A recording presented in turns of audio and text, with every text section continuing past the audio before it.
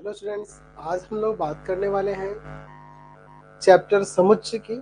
आज हम लोग चैप्टर समुच्चय पढ़ने वाले हैं। आज हम लोग सेट चैप्टर शुरू करने वाले हैं। बहुत ही इम्पोर्टेंट चैप्टर है, तो आप सभी लोग लाइव आ जाइए और हम लोग क्लासेस के बारे में डिस्कस कर लेते हैं कि कैसे हम लोग इसमें क्लासेस को करेंगे, किस तरह से हम लोग क्वेश्चंस को सॉल्व करेंगे, कैसे आपको मैं नोट्स प्रोवाइड करूँगा। ये सारी चीज़ें पहले हम लोग डिस्कस कर लेते हैं, फिर हम लोग आगे बढ़ते हैं। जैसा कि आपको पता है कि इसमें हम लोग क्लास 11th के एनसीईआरटी को पढ़ते हुए साथ ही मैं क्या करूंगा, एनसीईआरटी के साथ साथ आपको कुछ अदर क्वेश्चंस भी, एक्स्ट्रा क्वेश्चंस भी प्रोवाइड करूंगा, जिसका पीडीएफ मैं यहाँ आपके कोर्स में ऐड कर दूंगा। हर एक जैसे जैसे चैप्टर्स आप आगे बढ़ेंगे उसमें ये पीडीएफ मैं ऐड करते जाऊंगा। जिस तरह से आपके पीडीएफ ऐड होंगे वहाँ पे एनसीईआरटी का एक्सरसाइज होगा, उसका आंसर दिया गया होगा, है ना, उसका आंसर दिया गया होगा। साथ ही अदर क्वेश्चन के साथ साथ उसका भी आंसर दिया गया होगा। ठीक है। साथ ही जो भी मैं चैप्टर में आपको टॉपिक्स पढ़ाऊंगा उसका भी पीडीएफ मैं प्रोवाइड आपको कर दूंगा। जो भी टॉपिक, जैसे यही समुच्चय चैप्टर है तो जैसे मैं समुच्चय पढ़ाऊंगा तो समुच्चय के बारे में बताऊंगा, है ना, और विभिन्न प्रकार के समुच्चयों के बारे में, या जो भी चीजें होंगी इस चैप्टर में वो जो भी बताऊंगा उसका पीडीएफ आपको नीचे मिल जाएगा। उसको आप अपने स्टडी मटेरियल से वहां डाउनलोड कर सकते हैं, बाहर से भी आप उसे प्रिंट करा सकते हैं, या मोबाइल में भी अपने स्टोरेज में उसको रख सकते हैं। जो बच्चे कोर्सेज खरीदे हुए उनको ही ये सब चीजें प्रोवाइड होंगी। अभी आज का जो सेशन है ट्रायल सेशन है, आपको डेमो समझिए, एज ए डेमो क्लास करने को मिल रहा है। हाँ, सर कह रहे हैं, एक बच्चे कह रहे हैं कि सर क्लास 11th का जो बैच हम लोग खरीदेंगे उसमें आप कंप्लीट थ्योरी प्रूफ के साथ करवाएंगे। बिल्कुल, आपको पता ही है, आप YouTube पे पहले से मेरे से पढ़ रहे हैं तो आपको पता ही है कि YouTube पे मैंने किस तरह से आपको पढ़ाया है। यहाँ मैं बस आपको एनसीईआरटी में जो दिया हुआ वही नहीं पढ़ाऊंगा, मैं उसके अलावा जितने भी आपके टॉपिक्स दिए गए हैं, जितना भी प्रॉपर्टी होगा, थ्योरम होगा, वो सारे मैं प्रूव कराऊंगा अदर बुक्स से। ठीक है, वो सारे मैं प्रॉपर्टी थ्योरम, उसके लिए तो निश्चिंत हो जाइए कि मैं सब कुछ कराऊंगा। उसके बाद मैं आपके एनसीईआरटी एक्सरसाइज, फिर अदर मैं क्वेश्चन अलग से दे रहा हूं, आपके पास पीडीएफ में इसमें नीचे मिल जाएगा। ठीक है ना जी, ठीक है। तो इस पे आपको इस तरह से क्लासेस चलेंगे, इसमें सारे क्लासेस लाइव चलेंगे, इतने क्वेश्चंस मत करिए यहाँ पे। ठीक है, ये लाइव सेशन आपसे पैसे ले रहा हूँ तो लाइव चलेगा। डिजिटल बोर्ड भी आपका जल्दी ही आ जाएगा। ठीक है, तो इसमें हम लोग लाइव सेशन करेंगे। अब देखिए, जैसे मैं जो भी आज पढ़ाया उसमें कोई डाउट होगा, आपको कोई क्वेश्चन फंस रहा हो किसी भी अदर बुक का, हाँ, जो भी, अब ये नहीं है कि चैप्टर 1 चल रहा है तो आप चैप्टर 2 का पूछने लग जाइएगा। ठीक है, ऐसा नहीं करना है आपको। आपको करना क्या है कि जो भी मैं टॉपिक पढ़ाऊँ उस एक्सरसाइज से रिलेटेड अगर कोई प्रॉब्लम होती है तो जो आपने कोर्स बाई किया है जिस नंबर से, जो भी आपका रजिस्टर्ड नंबर होगा हमारे कोर्स के अंदर, उस नंबर से आपको हमारे व्हाट्सएप नंबर 7301778899 पे आपको मैसेज कर देना होगा कि सर ये मुझे क्वेश्चन में प्रॉब्लम है, उसका फोटो खींच के भेज देंगे। हम लोग क्या करेंगे, अगले क्लास में उस डाउट को क्लियर कर देंगे। ठीक है, तो इससे क्या होगा, आप कोई भी बुक बनाइए, एनसीईआरटी, भारतीय भवन, किसी से ना कोई भी बुक बनाइए, कोई दिक्कत नहीं होगी। आपके सारे कंसेप्ट में क्लियर करते हुए, कुछ अदर क्वेश्चन, सारे आपके थ्योरी को सब चीजें कराते हुए लाइव, डेली आपको ये लाइव का टाइमिंग अभी फिलहाल यही है। बाद में इस टाइमिंग में हम लोग थोड़ा चेंज भी कर सकते हैं। जैसे आपका स्कूल मॉर्निंग से हट जाएगा ना, तो हो जाएगा आप तक 4 बजे तक स्कूल रहेगा, तो हम लोग क्या करेंगे, इसको शाम का टाइम कर देंगे, रात का टाइम कर देंगे, या सुबह का टाइम कर देंगे। यानी कि आपके सहूलियत के हिसाब से इसमें हम लोग टाइमिंग रखेंगे। चलिए हम लोग चैप्टर पे आते हैं, समुच्चय, ये शुरू करते हैं। सारी बातें ध्यान में रखेंगे। आज जो भी मैं पढ़ाऊंगा इसका पीडीएफ आपको नीचे मिल जाएगा, आप उसको डाउनलोड कर सकते हैं और फिर आप उसको कॉपी में नोट करेंगे, उसके बारे में समझेंगे, एक एक कंसेप्ट को समझेंगे और फिर हम लोग आगे बढ़ेंगे। चैप्टर शुरू करते हैं, समुच्चय। समुच्चय यानी कि सेट्स।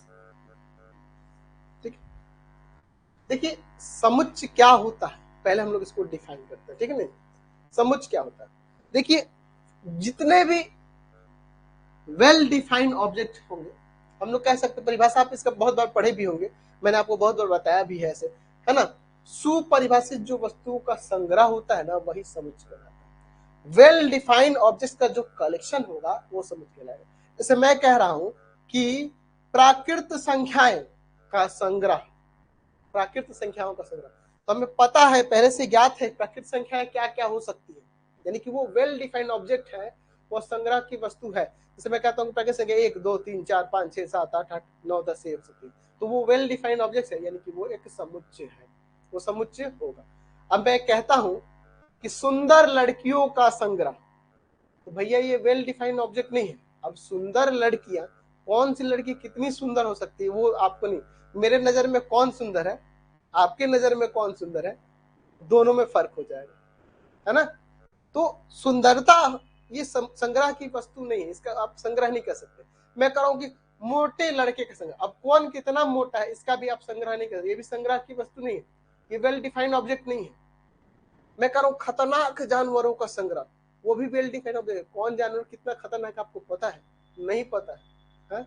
कई लोग तो ऐसे बिच्छू के काटने से ही मर जाएंगे, कोई सांप से भी काटने से नहीं मरेंगे, तो मैं किसको खतरनाक कहूंगा?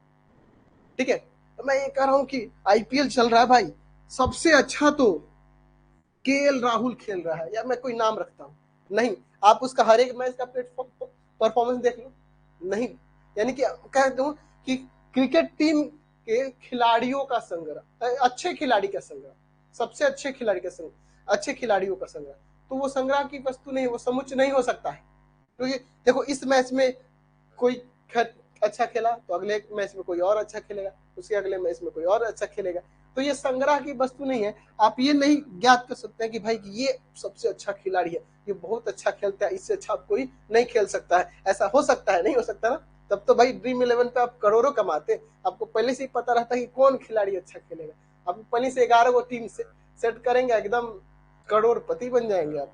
तो ऐसा तो हो नहीं सकता ना, तो संग्रह की वस्तु नहीं, यानी कि जो संग्रह की वस्तु हो, वेल डिफाइंड हो, वही समुच्चय कहलाते हैं। मैं कहता हूं कि अभी क्लास 11th के मेरे पास 100 बच्चे हैं, तो मुझे पता है ना भाई कि वो कौन कौन से 100 बच्चे हैं। मैं कह सकता हूं कि मैं जिस कक्षा 11th में पढ़ाता हूं उसमें कक्षा 11th में स्थित बच्चों का, है ना, हमारे पास पढ़ने वाले बच्चों का संग्रह, तो मेरे पास 100 बच्चे हैं क्लास 11 में, तो वो बच्चे कौन कौन है मुझे पहले से पता है। मैं उनका नाम चाहूंगा, नाम में एक एक मैं लिख सकता हूं कि वो सुरेश है, वो मुकेश है ना, वो राजू है, वो सूरज है, मुझे पता है पहले से, मैं उन सबका नाम एक एक करके लिख सकता हूं। दैट मीन्स ये संग्रह की वस्तु है और इसे कह सकते हैं कि ये समुच्चय में होगा। तो समुच्चय क्या होता है? सुपरिभाषित वेल डिफाइंड ऑब्जेक्ट्स का कलेक्शन होता है, यानी कि जो वेल डिफाइंड हो, जिनका आप सही से संग्रह कर सकते हैं, उनका संग्रह कर सकते हैं, तो वही आपका वेल डिफाइंड ऑब्जेक्ट होता है, और वही क्या कहलाता है? समुच्चय कहलाता है। तो हमने यहाँ पे देखा कि जो सुपरिभाषित वस्तुओं का संग्रह होता है वही आपका क्या कहलाता है? समुच्चय कहलाता है। ठीक है ना। तो सुपरिभाषित वस्तुओं के संग्रह को क्या कहते हैं? समुच्चय कहते हैं। अब जैसे मैंने यहाँ ही नाम देकर लिखा है सूरज, मुकेश, राजू, इन सबको, तो ये एक मिडिल ब्रैकेट के अंदर लिख दिया ना, तो ये आपका एक समुच्चय हो गया। और इन समुच्चय को हम लोग जो संकेत देते हैं रिप्रेजेंट करने के लिए, वो अंग्रेजी वर्णमाला के बड़े अक्षरों द्वारा सूचित करते हैं। जैसे मान लो इसे मैं ए लिख देता हूँ, ए एक सेट हो गया। मैं यहाँ पर दूसरा एग्जाम्पल लेता हूँ, मैं बी सेट लिख देता हूँ, इसमें एलिमेंट लिख देता हूँ 1 2 3 4 5। तो ये आपका एक समुच्चय है। इसमें दिख रहे हैं सुपरिभाषित वस्तु 1 2 3 4 5, मुझे दिख रही है कि प्रथम 5 प्राकृत संख्याएं मैंने यहाँ पे लिखी है, सुपरिभाषित संग्रह है, इसलिए ये समुच्चय है। और इसको हमने अंग्रेजी वर्णमाला के बड़े अक्षरों से सूचित कर दिया। तो हम लोग जनरली इसको क्या करते हैं? अंग्रेजी वर्णमाला के बड़े अक्षरों से इसको रिप्रेजेंट करते हैं, डिनोट करते हैं। ठीक है। अब देखिए, जो हम लोग सुपरिभाषित संग्रह देखते हैं, इनमें ये जो रख रहे हैं वस्तुएं, संग्रह की जो वस्तुएं होती है, इनको आप कहेंगे अवयव, अवयव कहेंगे, सदस्य कहेंगे, है ना जी। अवयव यानी कि एलिमेंट, या तत्व भी तो कह सकते हैं ना, तत्व। सदस्य यानी कि मेंबर, है ना, मेंबर हम लोग कह सकते हैं, सदस्य कह सकते हैं, एलिमेंट कह सकते हैं, तत्व कह सकते हैं, आप कई सारे नाम दे सकते हैं। तो ये भी एक तत्व है, ये भी तत्व है, ये भी तत्व है, सब एक एक एक, एक एलिमेंट है। तो यानी कि इस समुच्चय में टोटल 5 एलिमेंट है। ठीक है। तो ये आपका समुच्चय हो गया। समुच्चय की परिभाषा समझ ली। समुच्चय को अंग्रेजी वर्णमाला के बड़े अक्षर सूचित करते हैं, और इनके अंदर जो वस्तुएं होती हैं उनको क्या करते हैं जी? हम लोग अवयव कहते हैं, तत्व कहते हैं, सदस्य कहते हैं, यानी कि एलिमेंट या मेंबर के नाम से हम लोग इसे जानते हैं। चलिए अब हम लोग आगे इसमें बढ़ते हैं। ठीक है, देखिए अगर हम लोग समुच्चय में बात करें तो कुछ ऐसे हम लोग संकेतों का आगे एक्सरसाइज में प्रयोग करेंगे जिसका मतलब समझना जरूरी होता है। ठीक है ना जी, कहीं कहीं वो संकेत ही बस दे देंगे तो उसका मतलब जब तक आप नहीं समझोगे ना तो काम खराब हो जाएगा, तब तक आपको कुछ चीजें समझ में नहीं आएंगी। तो उन सारी चीजों को पहले हम लोग क्लियर कर लेते हैं, क्या क्या है उनके मतलब, उन सब चीजों को जान लेते हैं, तो हम लोग चैप्टर बनाएंगे ना तो मजा आएगा और उसको पढ़ने में भी हमें समझ में आएगा। देखिए ये सब चैप्टर्स जो है ना सेट चैप्टर है, कई टीचर्स छोड़ देते हैं। देखिए इसमें कोई मुश्किल नहीं है भाई, कंसेप्ट जरूरी है, समझना जरूरी है। अगर अच्छे से आप समझ लेंगे ना तो आपके सारे कंसेप्ट क्लियर जब हो जाएंगे कोई दिक्कत नहीं होगी पढ़ाई करने में। तो जरूरी है आपको सही कंसेप्ट लेने की। बहुत बच्चे डर जाते हैं कि सर ये समुच्चय जो है, ये संबंध जो है, ये फलन है, ये चैप्टर बहुत हार्ड है। हार्ड नहीं है, बहुत ही इजी चैप्टर है, कोई चैप्टर हार्ड नहीं है।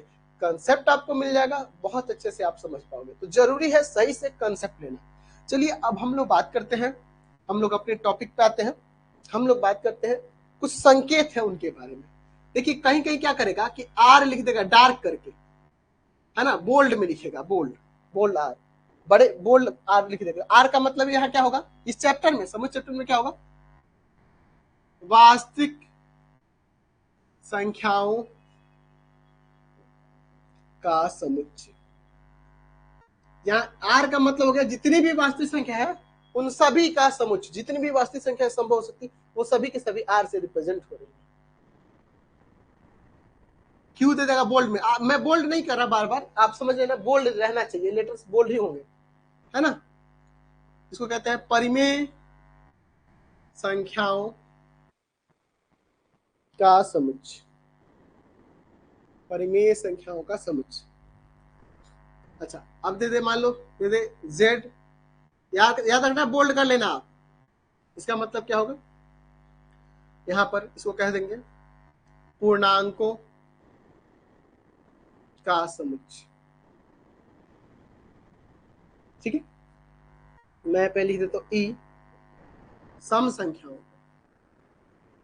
सम संख्याओं का समुच्चय। ठीक है, ओ दे देगा विषम संख्याओं का समुच्चय, विषम संख्याओं का समुच्चय।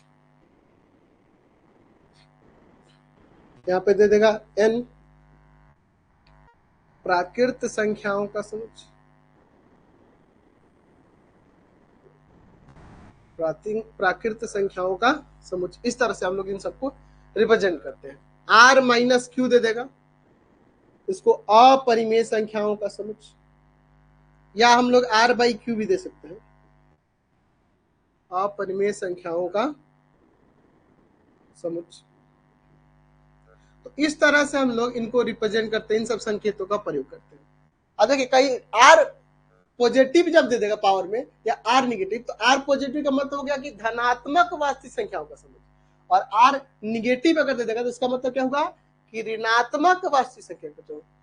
क्यू के पावर में यहाँ पे पॉजिटिव देगा तो धनात्मक परिमेय संख्या, यानी जितनी परिमेय संख्या संभव है सब इसमें आ गई। ठीक है, यहाँ पर क्यू के पावर माइनस दे दिए तो इसका मतलब ऋणात्मक परिमेय संख्याओं का समुच्चय। जेड के ऊपर प्लस देने का मतलब या आई के ऊपर प्लस देने का मतलब क्या है, धनात्मक पूर्णांकों का समुच्चय।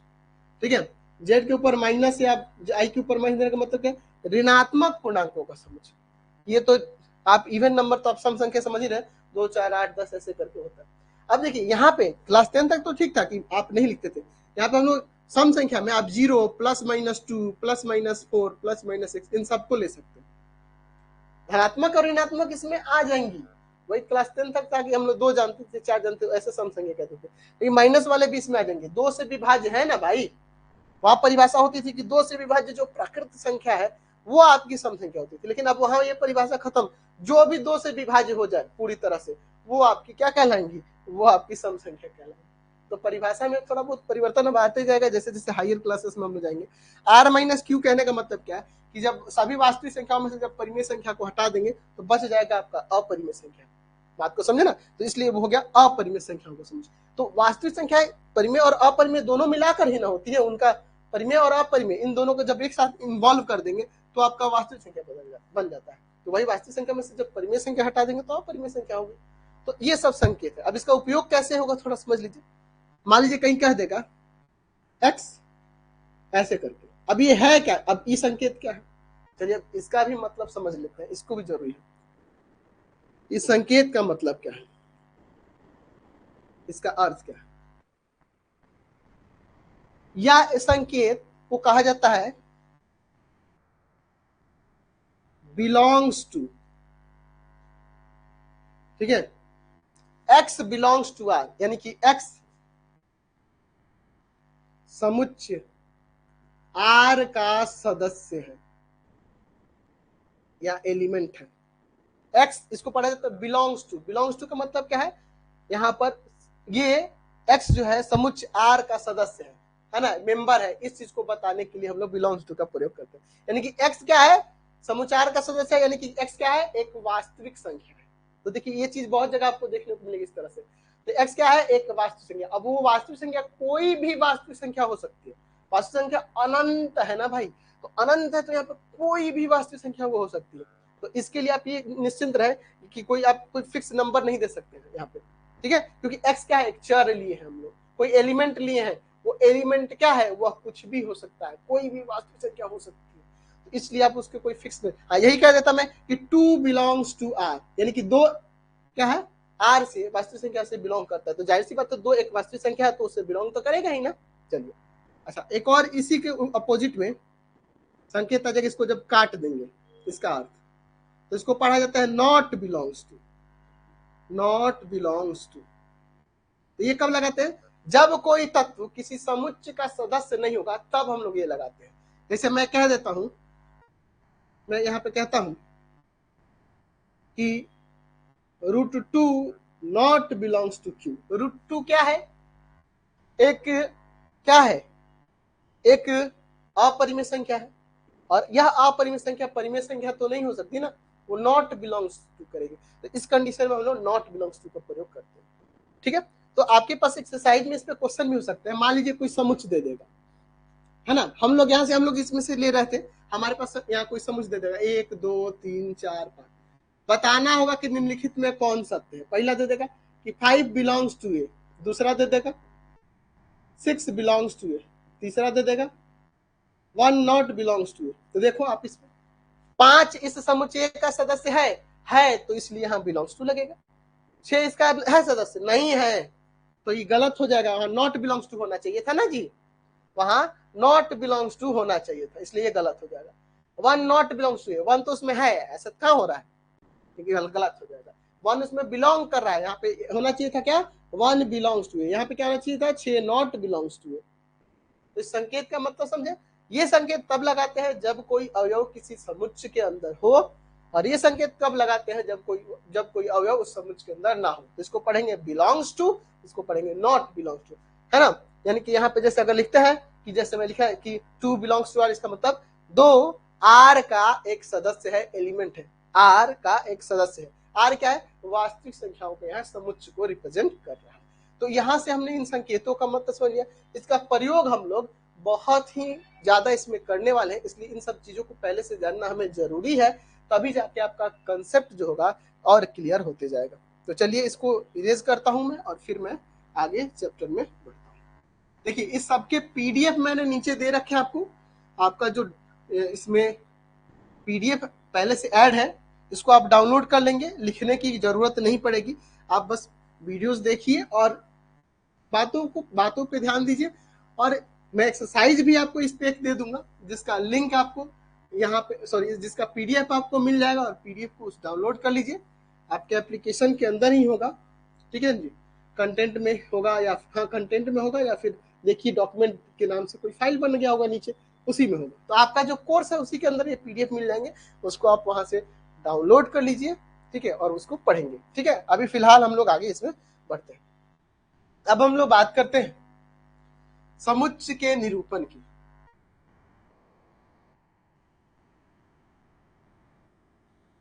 उसको कैसे रिप्रेजेंट करेंगे, उसको निरूपित कैसे करेंगे, इसके बारे में देखिए। कोई भी चीज होता है तो उसको रिप्रेजेंट करने का एक तरीका होता है ना, रिप्रेजेंट करने का, उसको दिखाने का एक तरीका होता है।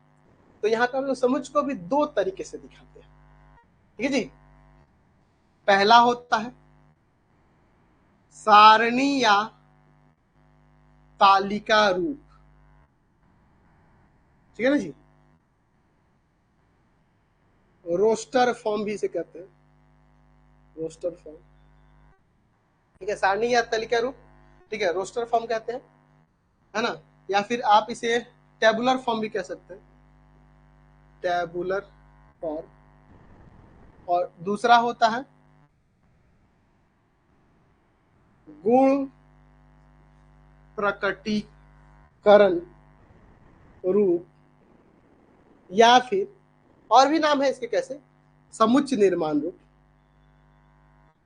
समुच्चय निर्माण रूप, सेट ब्यूल्डर फॉर्म।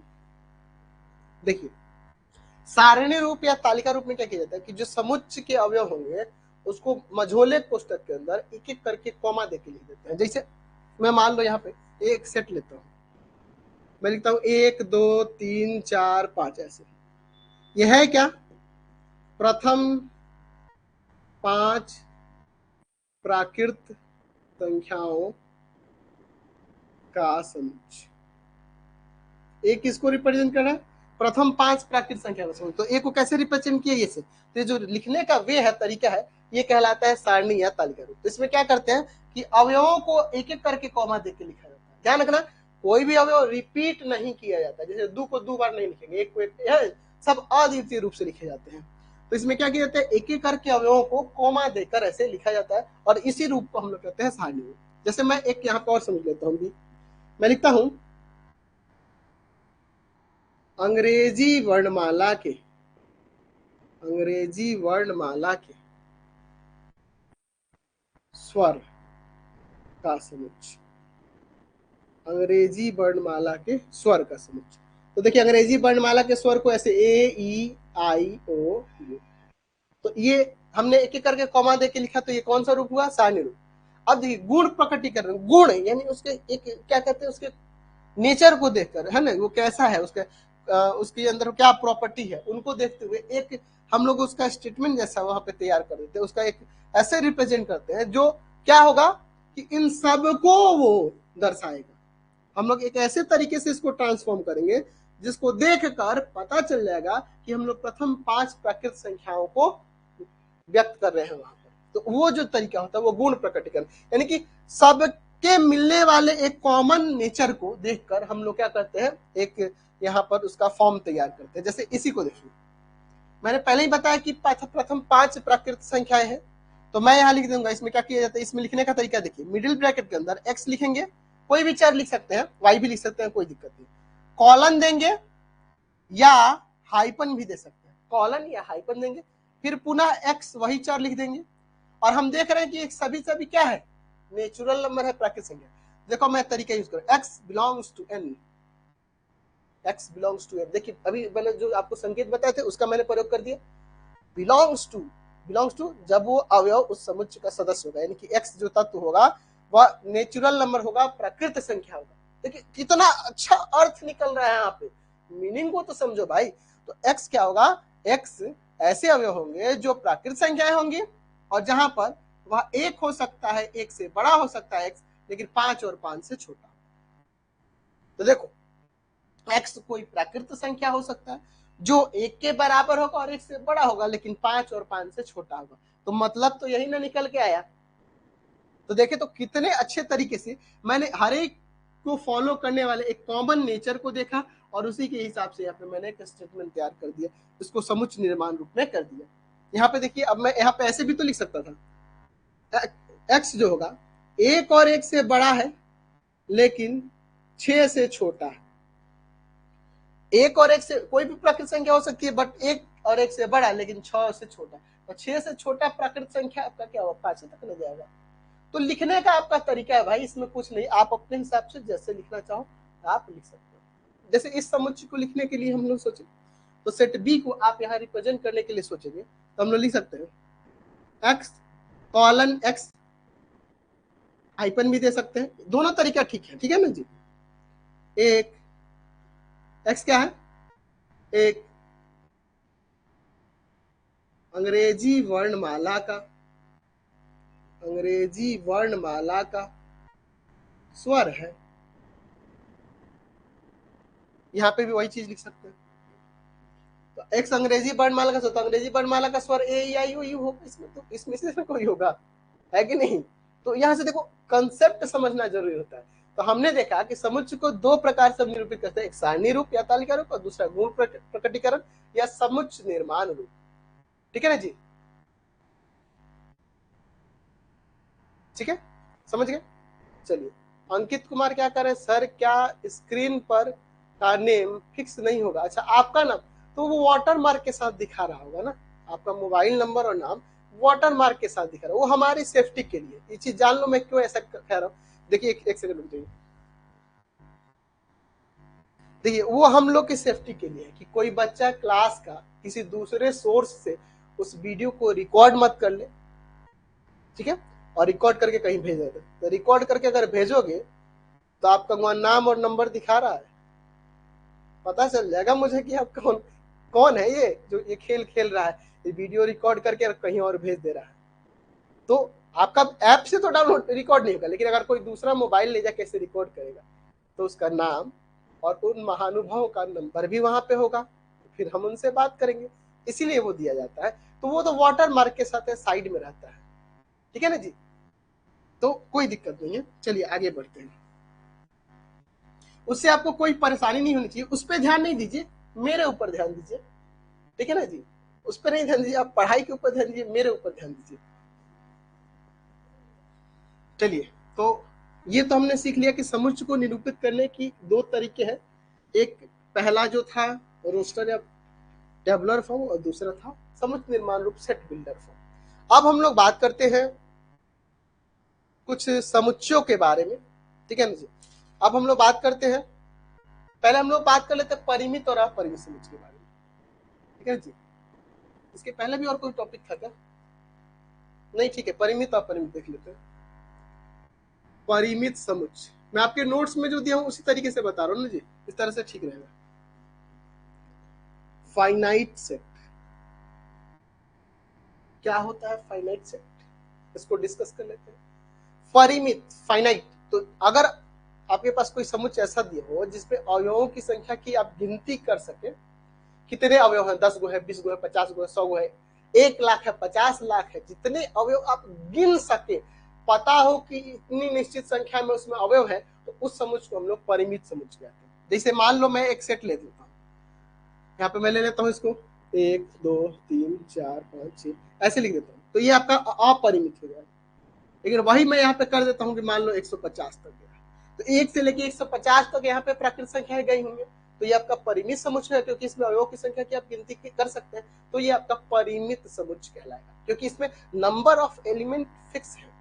अब तो जिस परिमित समुच्चय की अवयवों की संख्या गिनती की जा सके, और वह गिनती जितनी भी हो, वह संख्या उसका कार्डिनल नंबर कहलाता है। क्या कहलाता है? कार्डिनल नंबर,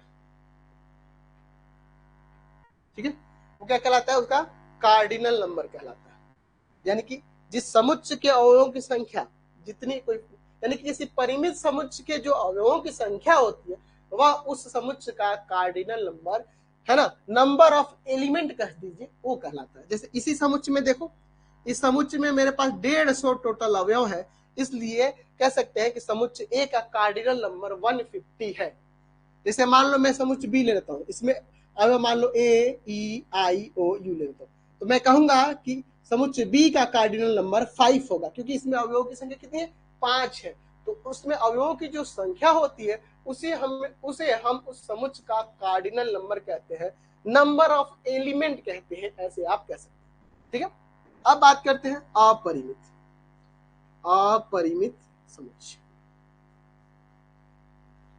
ठीक है, इनफाइनाइट सेट, बस जस्ट इसके अपोजिट, जिसके अवयवों की संख्या गिनती ना की जा सके, है ना, आपके फिक्स नंबर ऑफ एलिमेंट ना दिया हो, गिनते रह जाओगे, परेशान हो जाओगे, गिन नहीं पाओगे, है ना जी, तो उसको हम लोग क्या कहेंगे, अपरिमित समुच्चय। तो इसका कोई कार्डिनल नंबर नहीं होगा, क्योंकि उसकी अवयवों की संख्या जो है अपरिमित है। जैसे यही दे दे, अनंत तक जा रहा है ना प्राकृत संख्या।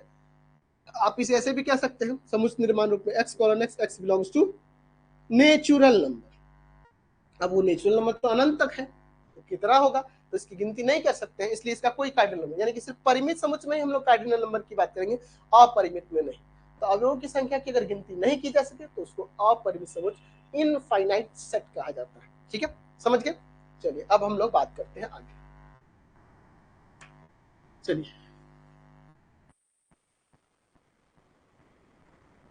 हम लोग यहाँ पर दो और संकेत हैं जिनका हम लोग उपयोग आगे करने वाले हैं। ठीक है, उन दो संकेतों के बारे में जान लेते हैं। संकेत ऐसे होगा, का अर्थ क्या है, इसका मीनिंग क्या है। ठीक है, देखिए इसका मीनिंग समझते हैं। ये संकेत इसको कहते हैं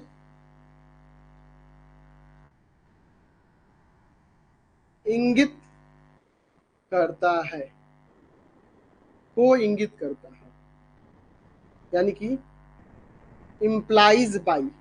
जो क्या पढ़ते हैं संकेत को इंगित करता है, इंप्लाइज बाई। ठीक है, यानी अगर मैं लिख दूं ए इंप्लाइज बी, इसको क्या पढ़ेंगे, ए इंप्लाइज बी। ए इंगित करता है किसको, बी को। ए इंगित करता है, ए बी को इंगित करता है। इसका मतलब क्या हुआ, A implies by B, A B को इंगित करता है। देखिए इसका प्रयोग क्या होता है, जैसे आप पहले पढ़ते थे ना क्वेश्चन, जैसे x + 5 = लिखते हैं 10, तो ई वाला सिंबल हम लोग बहुत बार देखे प्रयोग करने वाले, बहुत सारे मास्टर साहब आपको प्रयोग कराए होंगे। तो क्या होता था, इसे घटाकर से लिखते थे। ये क्या कह रहा है, संकेत कह रहा है कि ई, इसके बाद ई वाला स्टेप होगा, इसके बाद ई वाला स्टेप होगा, इसके बाद ई वाला स्टेप होगा।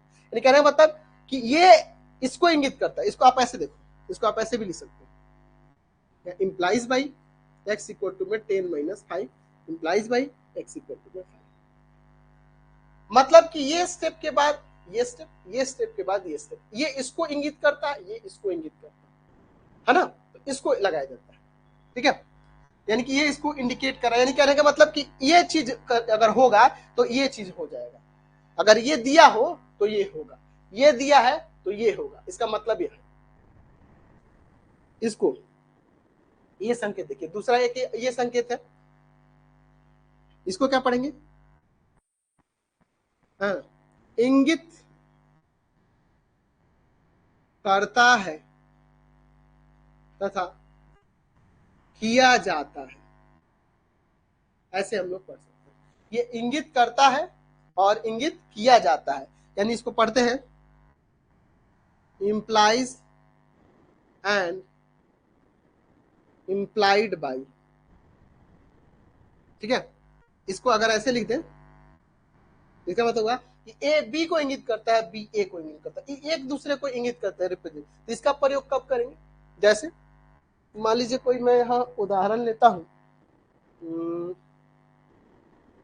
मैं यहाँ पे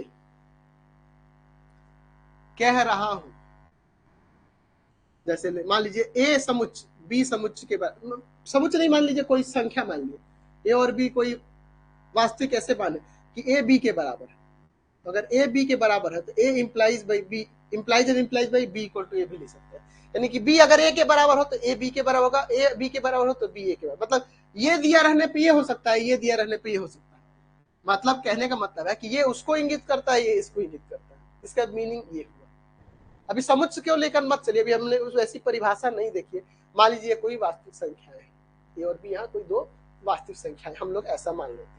अभी समुच्चय पे भी ये लागू होगा, लेकिन अभी हम लोग समुच्चय के बारे में उतना डिटेल में नहीं जाने हैं ना, तो जितना जानते हैं उसी के हिसाब से आगे चलते हैं।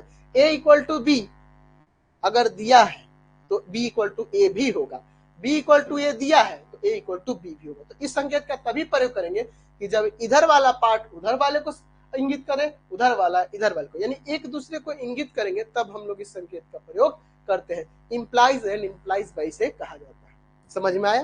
तो ये जो भी मैं आपको कंसेप्ट देता हूं ना, सभी कंसेप्ट पे आप ध्यान दो, इन सब चीजों को समझो कि सर क्या बताना चाह रहे हैं। देखिए जब तक आप मेरे एक एक शब्द को समझो, एक एक भाषा, मतलब मेरे साथ इस तरह से जुड़ो, सुर में सुर मिला लिया जाए। जब सुर में सुर हम लोग मिला लेंगे ना तो कोई दिक्कत नहीं होगी, हर सारी बातें हमारी क्लियर होती जाएंगी, हर एक कंसेप्ट क्लियर हो जाएगा, क्वेश्चन बनाने में या फिर कोई भी तरह का समस्या नहीं होगा। अब आपको आज का काम क्या है, इसका मैंने जो भी अभी पढ़ा है इसका पीडीएफ नीचे दे रखा है, उस पीडीएफ को डाउनलोड करेंगे, एप्लीकेशन में है, जो कोर्सेस बाय किए हैं उन्हीं को ये सब पीडीएफ मिल जाएगा। और लाइव क्लासेस तो फिलहाल आज के लिए मैंने डेमो क्लास दिया है, 1-2 दिन में डेमो क्लास दे दूंगा, उसके बाद उनको ये सब वीडियो नहीं मिलेंगी। जो कोर्सेस बाय किए हैं उन्हीं को ये क्लासेस मिलेंगी। तो 1-2 क्लासेस आपको फ्री है, और वो भी अभी लाइव है तब, इसके बाद जब ये आप लाइव से हट जाएंगे तो उनको वो भी नहीं दिखेगा फिर, ठीक है। तो जो कोर्स बाय किए हैं उन्हीं को ये सब चीज सुविधाएं होंगी, पीडीएफ मिल जाएगा, इसका डाउनलोड कर लेना, ये सारी चीजें देख के आना नेक्स्ट क्लास में। फिर हम लोग अगले क्लास में क्या करेंगे, इसके आगे पढ़ेंगे टॉपिक पे, और फिर हम लोग अगली क्लास में एक्सरसाइज पे भी चलेंगे। एक्सरसाइज 1.1 उसमें क्वेश्चन दिए गए हैं, है ना। आप क्या करोगे कि जितना मैंने बताया उतना ही देखिए, इसके बाद भी कुछ टॉपिक्स है जिसको मैं नेक्स्ट वीडियो में, और एक्सरसाइज भी मैं नेक्स्ट वीडियो में एक कराऊंगा। उसके साथ साथ आपको करना क्या होगा कि वो एक्सरसाइज तो पढ़ाएंगे एनसीईआरटी का, आपके पास अगर कोई अदर बुक है, चाहे आप केसी सिन्हा पढ़े हो, भारती भवन हो, किसी भी पब्लिकेशन का बुक आपके पास हो, उसके भी क्वेश्चन आप करके आओगे। अगर कोई डाउट होता है, लेकिन काफी है ऐसे एनसीईआरटी अगर आप पढ़ते हैं तो बहुत काफी है अच्छा रिजल्ट लाने के लिए। मैं आपको जब सारे थ्योरम थ्योरी हर चीजें मैं करा दूंगा, आपको सब कुछ आप देखेंगे यूट्यूब पे, मैंने पढ़ाया हुआ आपको हर चीज तो बताया ही है ना। लेकिन मैं लाइव क्लासेस में आपके सामने जब इस तरह से आपको पढ़ाऊंगा तो मुझे नहीं लगता है कि कोई कंसेप्ट आपका बाकी रहेगा, सारे कंसेप्ट मैं आपको क्लियर कराऊंगा। साथ ही साथ मैं जितने भी आपके पास डाउट होंगे वो सारे मैं डाउट आप व्हाट्सएप के जरिए नेक्स्ट क्लास में हम लोग उस डाउट को क्लियर करेंगे। आज की क्लास में जो भी मैंने पढ़ा है इसमें अगर कोई दिक्कत हो तो भी आप व्हाट्सएप पे करिएगा, है ना। बट आप ध्यान रखना कि आप जिस नंबर से कोर्स बाई किए हैं उसी नंबर से आपको भेजना होगा, तभी आपको अगले क्लास में वो मैं डाउट बता पाऊंगा, नहीं तो वो तो मैसेज का रिप्लाई ही नहीं मिलेगा आपको। इतना तो करना होगा ना, मैं इतना आपके लिए मेहनत कर रहा हूँ, आपको थोड़ी सी फीस देने में क्या है। अगर मैं आप एक मामूली सी फीस है, कितना है जी 11th का 799 है ना, अभी 30% डिस्काउंट भी चल रहा है। ये 30% डिस्काउंट अभी आपका 2 दिन तक और रहेगा, उसके बाद उसको मैं हटा दूंगा। जल्दी आपका डिजिटल बोर्ड भी आ जाएगा। तो डिजिटल बोर्ड मैं ऐसे नहीं लगाने वाला हूँ, अभी कोर्सेज के आप ही पैसे दोगे तो मैं उससे खरीद के मंगाने वाला हूँ, ठीक है ना जी। तो डिजिटल बोर्ड भी आ जाएगा, उस पर भी हम लोग देखेंगे। वैसे मुझे नहीं लगता है कि पढ़ाने के लिए सिर्फ बोर्ड ही जरूरी होता है, टीचर अच्छा पढ़ाए ये भी तो जरूरी होता है ना जी, कि टीचर आपको कंसेप्ट दे, हर चीजें क्लियर कराए, मैं है ना। तो ये जरूरी होता है ये सब चीजें। आपको मैं क्वेश्चन यहाँ पे साइड में स्क्रीन पे भी आपका रहेगा, जो भी मैं क्वेश्चन बताऊंगा, टॉपिक्स जो मैं समझा रहा हूँ इसका पीडीएफ आपको मिल जा रहा है, वहां से आप देख लेंगे। हाँ रही बात क्वेश्चंस की, तो आपकी स्क्रीन पे भी वो क्वेश्चंस रहेंगे जो भी मैं बताऊंगा, और उसके मैं सॉल्यूशन कराऊंगा, आपको समझाऊंगा। इसके सारे कंसेप्ट मैं क्लियर करूंगा, सारे थ्योरम को, सारे प्रॉपर्टीज को मैं ऐसी प्रॉपर्टीज सेट करूंगा ना कि मैं इतनी प्रॉपर्टीज बता दूंगा कि चाहे आप कोई भी बुक बनाएंगे वो सारी की सारी प्रॉपर्टीज उसमें होंगी। हो सकता है कि उसमें 2-4 प्रॉपर्टी कम ही हो, इतना मैं चीज आपको बताने वाला हूँ। फिलहाल आज की क्लास में इतना ही, बोलते बोलते हो गया है मेरे मुंह में दर्द। अब बंद करते हैं आज की क्लास, थोड़ा मैं रेस्ट कर लेता हूँ, फिर हम लोग क्लास 12 का लाइव क्लास फिर देखेंगे। फिलहाल आज की क्लास में इतना ही, कल मिलते हैं। सबको बोल दीजिएगा कोर्सेज जल्दी से जल्दी बाई कर लीजिए। कल और परसों 2 दिन के लिए आपका 30% का डिस्काउंट रहेगा, उसके बाद ये डिस्काउंट हट जाएगा। जितने बच्चे आएंगे उतने ही सही, उतनों को ही पढ़ाऊंगा, अच्छे से पढ़ाऊंगा और अच्छी तैयारी कराऊंगा। मेरा भी नाम लेंगे, आपका भी नाम होगा। सही कंसेप्ट लीजिए। फिलहाल आज की क्लास में इतना है।